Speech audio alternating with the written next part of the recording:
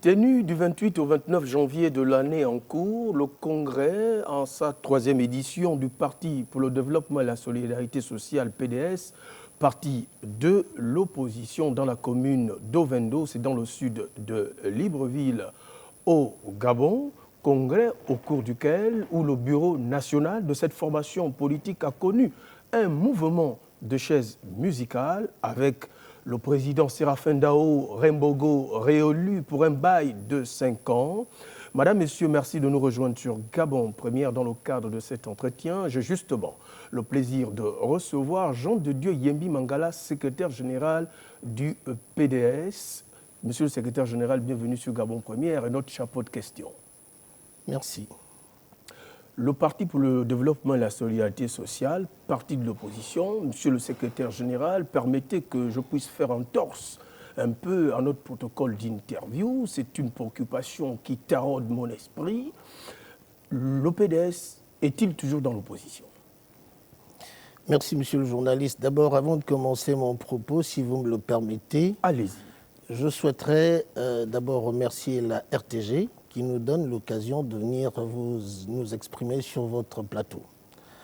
Deuxièmement, je voudrais que vous fassiez preuve d'indulgence pour me permettre de remercier tous les militants qui sont venus nombreux au congrès que nous venons de tenir récemment et qui ont permis le renouvellement d'un bureau national à la tête duquel le président Ndao a été reconduit.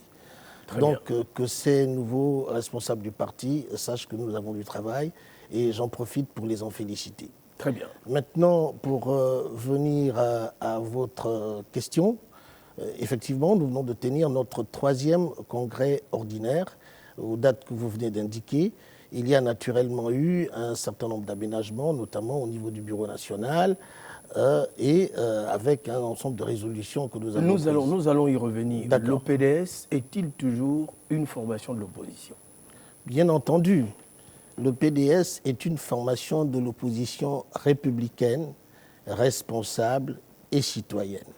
Le PDS l'est, le reste le demeure jusqu'à ce qu'il y ait peut-être des changements qui fassent que le PDS change de statut. Pour l'instant, nous sommes un parti de l'opposition républicaine. Très bien. Et que dire pour ceux-là qui disent que le Parti pour le développement et la solidarité sociale, cher à maître Séraphin Dao Rembogo, est une formation politique de l'opposition dans la majorité? Que répondez-vous?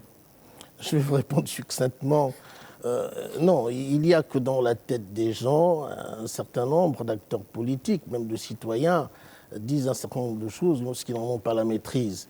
Le Parti pour le développement et la solidarité sociale a participé en 2015 aux travaux d'une commission qui a été mise en place par le chef de l'État pour réfléchir sur la pauvreté au Gabon. Cette commission a été dirigée par le président Ndao. Et au terme des travaux de cette commission, je pense qu'on a abouti à la signature du pacte social. Une fois que le pacte social a été signé, le PDS a été interpellé pour signer un accord avec le chef de l'État. Nous avons regardé la possibilité d'aller à cet accord. Nous l'avons signé. Et dans cet accord, il est prévu que chaque formation politique garde son indépendance et son autonomie. Mais cet accord, il reste valable jusqu'à maintenant et nous l'assumons. Alors très bien, merci justement pour cette piqûre de rappel, pour ce devoir de mémoire dressé au pas de course, au bonheur des téléspectateurs qui nous suivent. Poursuivons notre entretien et faisons un plein feu justement sur le 3e congrès ordinaire. Je l'ai dit en propos introductif, tenu du 28 au 29 janvier dans la commune d'Ovendo, c'est au sud de Libreville. Des réaménagements, le président Dao réélu pour un bail de 5 ans, mais également, il fait partie du bureau national pour ainsi prendre un peu les termes consacrés à votre formation politique. Mais il y a quand même eu des grincements des dents, monsieur le secrétaire général, lors de ce congrès. Il y a un peu un des vice-présidents ou certains vice-présidents qui ont été relevés de leurs fonctions, va-t-on dire, et certains échos laissent entendre que le processus de démocratisation n'a pas été respecté stricto sensu au cours de ce congrès. Non, je pense que c'est une mauvaise lecture de ce qui s'est réellement passé pendant le congrès. Moi-même, j'ai été dans le comité d'organisation de ce congrès. J'ai présidé une commission, la commission des textes. Je crois que tout congrès est souvent réalisé sur la base d'un règlement intérieur qui est élaboré pour pouvoir canaliser les travaux. Dans le cadre de ce règlement intérieur, il était prévu que les candidatures aux différents postes du Bureau national se fassent par liste. Et c'est ce que nous avons fait. Bon, il se trouve que pour mettre un peu d'ambiance à la fête, alors il y a des candidatures spontanées qui se sont manifestées, mais c'était uniquement pour cela. Et d'ailleurs, elles se sont rapidement ravisées et le processus a évolué normalement jusqu'à ce que le président Ndao, qui était candidat à sa propre succession, avec une liste de collaborateurs qu'il a souhaité voir à ses côtés, soit plébiscité par la majorité des militants, des congressistes qui étaient là. Et c'est dans le cadre de cette liste-là que nous avons aujourd'hui un nouveau bureau national qui est mis en place. Mais je l'ai quand même dit, hein, quand même ça crée des frustrations, il faut le dire, des grincements des dents. Pour prendre un peu le cas des nouveaux vice-présidents qui ont été, bon gré, mal gré, élus, portés à la tête donc, du bureau national. Il s'agit entre autres de Jean-Jacques Onga, que vous connaissez très bien, et de Jean-Blaise Ngimbi, qui sont politiquement parlant de l'Ogooué-Maritime. Non, je dois dire ceci, je dois préciser les choses. Hein. Quand vous parlez de grincement de dents, je venais de vous dire tout à l'heure qu'il n'y en a pas eu en réalité. Il n'y en a pas eu. Maintenant, pour l'arrivée des nouveaux vice-présidents qui viennent d'être élus par le Congrès, le président Ndao, permettez que je vous le dise. Allez-y, vous êtes là pour des précisions. Est l'un des leaders politiques les plus démocratiques dans ce pays.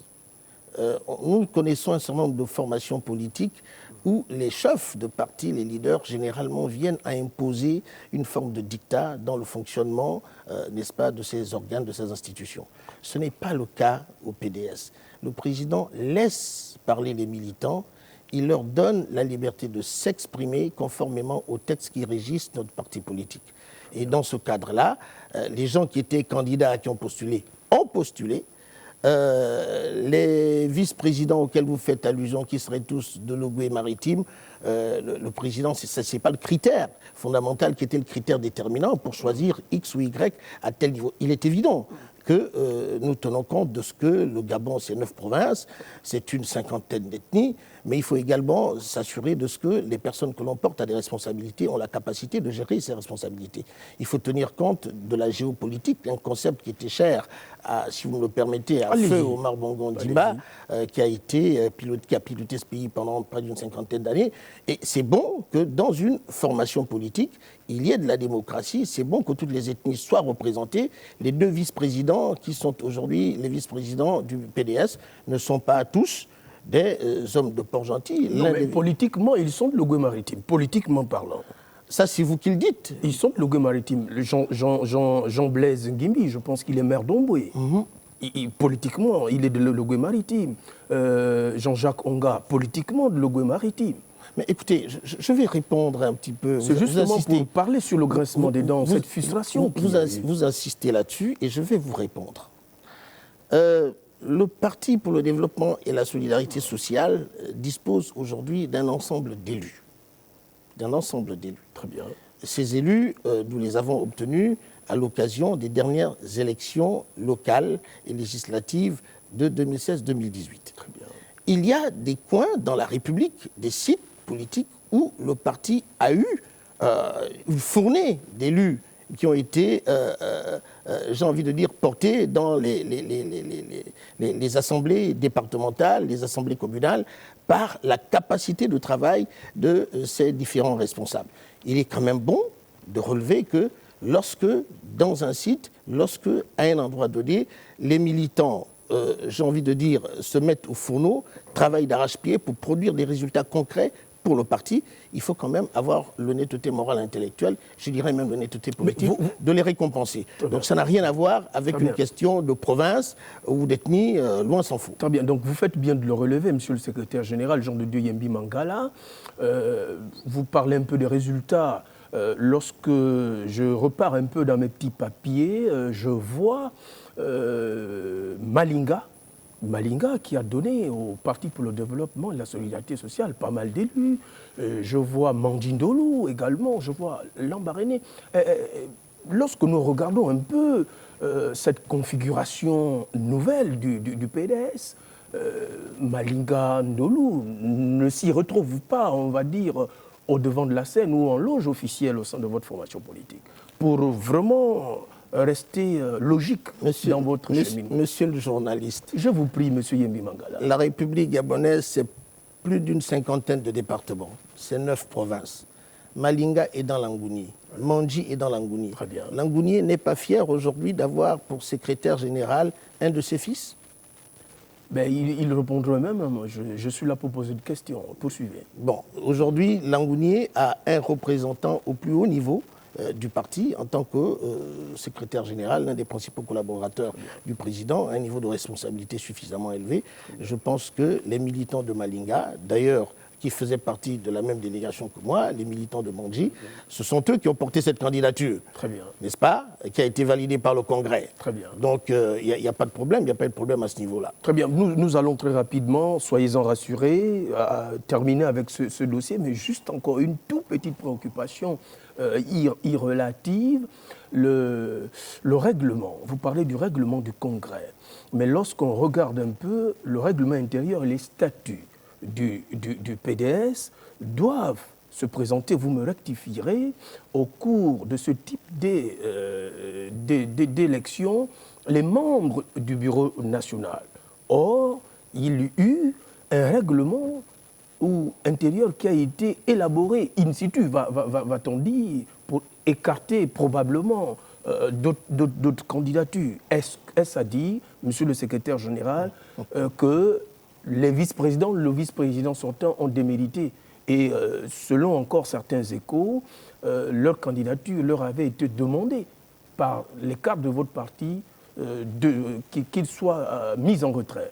Est-ce exact? Dites-nous la vérité, nous allons évoluer. Je vous dis la vérité. Au PDS, nous sommes un parti responsable, nous sommes un parti de la vérité. Très bien, allons-y. Je vais vous répondre. Ce congrès était préparé depuis plus de 3 mois. Très bien. Depuis plus de 3 mois.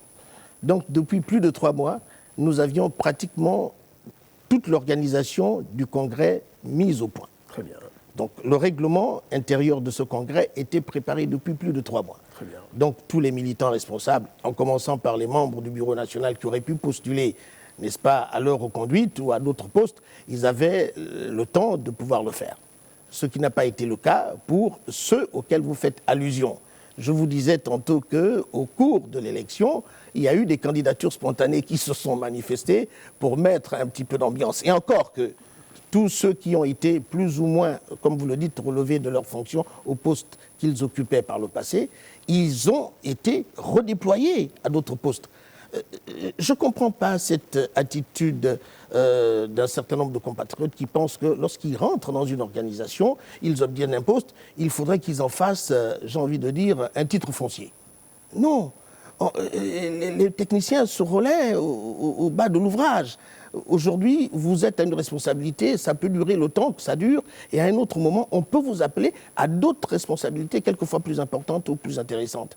Donc, je pense que ces militants auxquels vous faites allusion, je ne pense même pas qu'ils se plaignent, ce ne sont pas eux qui se plaignent, mais c'est la rumeur qui rapporte le fait que ces militants n'ont pas apprécié le fait qu'ils aient été relevés. Non.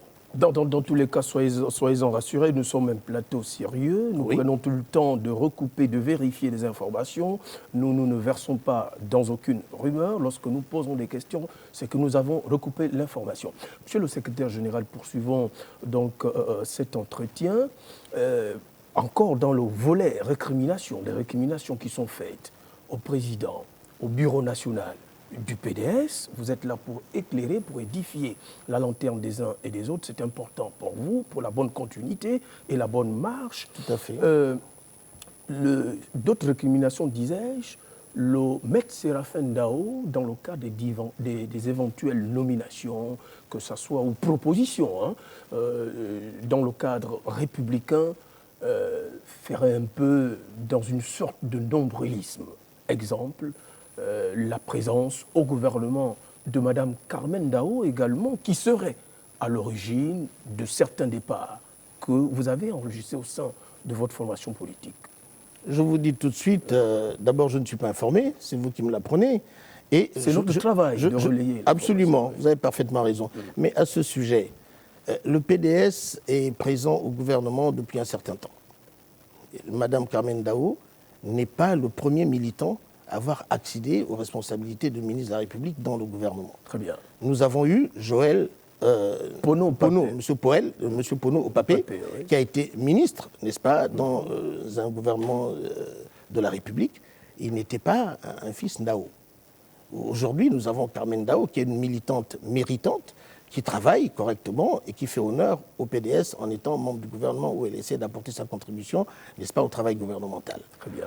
Ce n'est pas le premier parti, j'ai envie de dire, à l'échelle internationale, à l'échelle mondiale, où on voit des militants du parti qui sont fils ou parents de leurs membres et qui accèdent aux responsabilités ou qui s'investissent dans le développement d'une organisation comme un parti politique. Très bien. Je pourrais citer, par exemple, à l'échelle mondiale, les États-Unis, la première démocratie du monde, où on a vu le président les Bush, père et fils, accéder aux plus hautes responsabilités de l'État. On a eu d'autres formations politiques dans le pays, je ne voudrais pas les citer, où on a des pères, des enfants qui sont des militants et qui travaillent pour le développement du pays. Donc c'est un faux débat. C'est un faux débat, c'est absolument un faux débat. Très bien.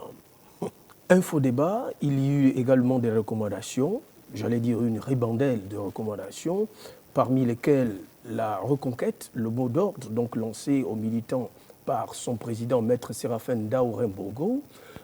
Monsieur le secrétaire général, le PDS, comme nous le disions il y a quelques instants, a subi des départs vertigineux, une saignée vraiment considérable. Comment comptez-vous, avec tous ces départs, pas des moindres, reconquérir le terrain?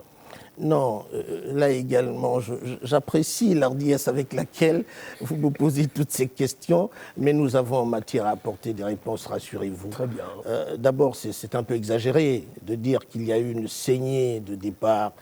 Moi, je suis dans le parti depuis un certain nombre d'années. Des départs consécutifs. Hein. À quoi? Consécutifs à quoi? Aux récriminations? Vous avez la réponse, vous êtes là. J'ai la réponse, je vous la donne. Vous faisiez allusion à une saignée de départ. Très bien. Il n'y a pas eu de saignée de départ. Moi, je suis dans le parti depuis un certain nombre d'années. J'ai assisté à 2 conseils exécutifs avant de prendre part au dernier congrès que nous venons de tenir. Je crois, si ma mémoire ne me trahit pas, que nous avons eu un conseil exécutif qui a statué exclusivement sur les questions disciplinaires. Très bien. Et ce conseil exécutif a sanctionné 6 hauts cadres, parmi lesquels 5 qui étaient admis à l'exclusion et 1 qui a reçu un blâme. Finalement, le carton rouge, il est facilement brandi chez vous? Non, il n'est pas facilement brandi. Il faudrait dire que quand on est responsable politique, ça ne veut pas dire qu'on est exempt, je veux dire, de l'obligation de s'astreindre aux règles qui permettent le fonctionnement des organisations. Certains militants pensent quelquefois que quand ils ont des responsabilités, eh bien, ils sont au-dessus de la loi. Ce n'est pas le cas du PDS. Nous avons des statuts et des règlements intérieurs que nous appliquons et je pense, pour ma part, que l'exemple venant d'en haut, les plus hauts responsables ont la responsabilité eux-mêmes de commencer par donner l'exemple. Très bien. Voilà, nous avons fait le constat qu'ils étaient en marge de l'application des responsabilités qu'ils avaient et de l'application des dispositions statutaires et réglementaires. Nous avons donc pris, en suivant la procédure réglementaire prévue par les statuts et les règlements intérieurs, qui a abouti justement à leur exclusion. C'est 6, dont 5 exclus et 1 qui a reçu un blâme. Et quand vous parlez de... Non, mais après cela, il y a eu d'autres départs, je ne sais pas, volontaires ou à tort ou à raison. Non, il y a eu Suivez mon regard. Il y a eu un départ. Suivez mon regard. Il y a eu un départ, tout le Gabon le sait. Et pas des moindres. Il y a eu beaucoup d'eau, beaucoup de salive qui a coulé à ce sujet-là. Il s'agit, pour ne pas le citer, de mon grand frère, que j'aime d'ailleurs bien, le monsieur Louis Ngongui, qui était mon ancien chef, qui était l'ancien secrétaire général, qui a démissionné. Il a démissionné pour repartir à la maison mère. Au PDS, nous sommes libres. Il a fait le choix de quitter le PDS pour rentrer dans le PDG. Nous ne pouvons pas lui en tenir rigueur. Il faut rappeler que vous, Vous étiez secrétaire général adjoint à l'époque. Bien entendu. Et aujourd'hui, vous êtes secrétaire général plein. Tout à fait. Tout à fait. Alors finalement, pour vous prendre vraiment au mot, hein, vous parlez que l'exemple doit être donné là-haut. Que dites-vous, monsieur le secrétaire général, de cette promesse du président Dao lors du congrès de Bikele, où il dit devant les militants qu'il ne devait plus se représenter? Que faites-vous de cette promesse? Hier encore, pour ne pas dire le 28 et le 29, il s'est porté candidat. Mais plus que l'exemple vient du haut. Est-ce à dire que vous, les cadres, il n'y a pas encore cette confiance, vous n'êtes pas encore rompus à la tâche? C'est ce que ça veut dire? Non, non, il ne s'agit pas de cela. Je vais commencer par vous prendre un exemple. Allez-y. Nous avons vu ce qui s'est passé tout dernièrement en Côte d'Ivoire. Très bien. N'est-ce pas? Où le président Addo avait dit qu'il ne serait plus candidat. Mais les circonstances l'ont amené à se représenter. Donc, il ne faut pas penser que ces exemples-là, on ne les vit qu'ailleurs. Nous ne pouvons pas les vivre dans notre pays ou dans notre espace. Nous avons un parti politique qui fonctionne bien. Nous avions une direction nationale qui vient d'être renouvelée. Et les militants ont la liberté, n'est-ce pas, de se prononcer sur ces questions essentielles. Et c'est au cours d'un congrès qu'on prend ce type de décision. Les congressistes ont estimé que l'homme de l'heure, d'autant plus que nous allons affronter 2023 avec des échéances qui vont arriver, l'homme de la situation aujourd'hui, c'est le président Dao.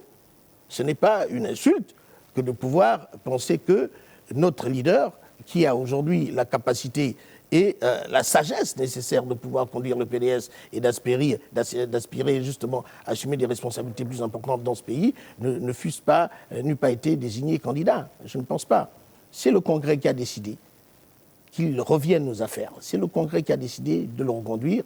Et il a eu la magnanimité d'accepter l'appel de ses militants. Très bien, mais comment vous faites bien de parler, vraiment, le temps file affreusement vite, le temps file affreusement, voudrais-je dire, vous faites bien de parler des élections. Des élections, c'est dans quelques mois, c'est la porte à côté. Monsieur le secrétaire général, le PDS est implanté dans l'estuaire, le Goué maritime, l'Angounier, le Moyen-Ogoué, et que dire d'autres provinces? Comment comptez-vous régler votre collier pour pouvoir avoir une représentativité significative, éloquente et efficiente sur l'étendue du territoire national, afin d'aborder avec à propos ces élections dont vous faites allusion? Monsieur le journaliste, je m'en vais vous faire savoir que le PDS est implanté sur toute l'étendue du territoire. Vous êtes en train de faire allusion aux provinces dans lesquelles nous avons obtenu tout dernièrement des élus. Il y en a 5, donc la majorité des provinces que compte le Gabon. Nous sommes présents sur toute l'étendue du territoire et les militants du PDS sont à pied d'œuvre pour davantage implanter les cellules, les coordinations, recruter. Et aujourd'hui, il y a 2 ans que le mouvement a redémarré. Je peux vous assurer que nous faisons des jalons en ce moment. Peut-on déjà avoir une idée ou la position du PDS? Peut-être vous nous offrez là une exclusivité de savoir là, par rapport à ces prochaines élections. Mais je vais vous dire que le PDS a vocation à se présenter à toutes les élections. Le PDS doit pouvoir aller à toutes les batailles électorales. Vous allez vous présenter ou soutenir d'autres personnalités? Je vous dis, nous irons aux élections. En 2023, nous irons aux élections. Maintenant, pour ce qui est des choix que nous avons à faire, que nous aurons à faire à ce moment-là, nos statuts disent qu'il faut un congrès extraordinaire qui statue en pareille circonstance. Et ce congrès extraordinaire, nous le tiendrons en temps opportun. J'apprécie un peu la subtilité dont vous faites montre et nous en sommes fort aises sur ce plateau. Merci. Monsieur le secrétaire général, je vous laisse à présent à votre bonne volonté, peut-être le temps pour vous de revenir sur un aspect que vous estimez avoir été passé pieds joints pour la boucle de ce programme. Mais je voudrais dire qu'un parti politique doit disposer d'une offre politique attrayante, une offre politique qui permet de prendre en considération les préoccupations de plus grand nombre. Au PDS, nous avons fait le constat que le pays, à l'instar de tous les autres pays du monde, traverse une grave crise, n'est-ce pas, aggravée par la crise du coronavirus, une crise qui se manifeste par un chômage criard, et notamment par le chômage des jeunes. Nous avons pensé au PDS qu'il est temps que les décideurs se retrouvent autour d'une table pour examiner cette proposition que nous faisons, d'allouer une allocation aux jeunes, particulièrement aux jeunes étudiants, en fin de cycle, en fin de formation, qui rentrent après avoir poursuivi des études, obtenu un diplôme. La plupart de ces jeunes-là, aujourd'hui, ont du mal à joindre les deux bouts, à dire que les parents, par des moments de crise que nous connaissons, ont consenti d'importants sacrifices. Il faudrait pouvoir faire en sorte que ces jeunes-là soient pris en compte par l'allocation de cette manne qui pourrait les aider à se reconvertir. D'une part. D'autre part, nous pensons, par exemple, qu'il faudrait mettre en place une fiscalité sociale qui permette d'amener ceux qui ont un petit peu plus de moyens à payer davantage et éviter à ceux qui n'en ont pas suffisamment d'être pénalisés par une fiscalité qui leur rend la vie davantage plus difficile. Donc si j'avais quelque chose à dire pour le mot de la fin, c'est celui-là, et demander aux Gabonais qui nous écoutent de réaliser que le PDS, c'est un parti d'ouverture. Le PDS est ouvert aux forces politiques nationales, le PDS est ouvert à la jeunesse, aux intellectuels, j'ai envie de dire, tous ceux qui participent au développement de ce pays. Nous sommes prêts à les recevoir. Madame, Messieurs, c'est la fin de cet entretien. Nous recevions pour la circonstance Jean de Dieu Yembi Mangala, secrétaire général du Parti pour le développement et la solidarité sociale PDS, parti de l'opposition. Avec lui, nous sommes revenus largement et très largement sur la tenue du 3e congrès ordinaire de cette formation politique qui s'est déroulé du 28 au 29 janvier dans la commune d'Ovendo, c'est dans le sud de la capitale gabonaise. Merci à vous de nous avoir suivis et merci encore de votre fidélité. On ne peut plus précieuse. Gardez toujours l'esprit libre et ouvert à tous les possibles sur Gabon Première. Je vous dis à plus tard.